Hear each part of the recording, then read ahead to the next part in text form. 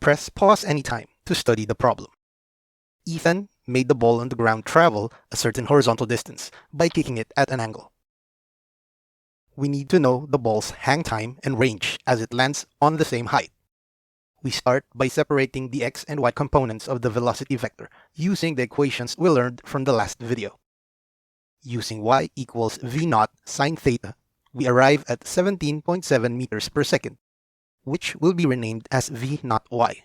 Since v is not given, we will use equation 2. For this problem, we cannot use delta y immediately to determine t because the initial and final vertical displacement will be 0.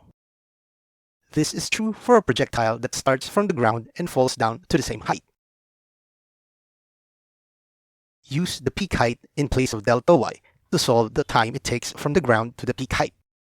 This is the halfway mark. After plugging the values in, rearrange them in descending exponential order and equate everything to 0.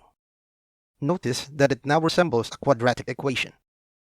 Using the quadratic formula with the following values as a, b, and c, we'll find that t can be equal to 3.53 seconds or 0.09 seconds.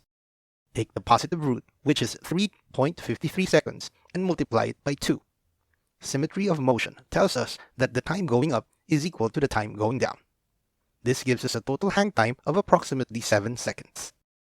Now that we know t, solve for the x component of the velocity vector using the equation x equals v0 cosine theta. Coincidentally, it is also 17.7 meters per second. Since a is equal to 0, then we can say that v0x is also the average velocity. We will derive the formula for delta x, and with a bit of algebra, we get the horizontal displacement of 102.9 meters.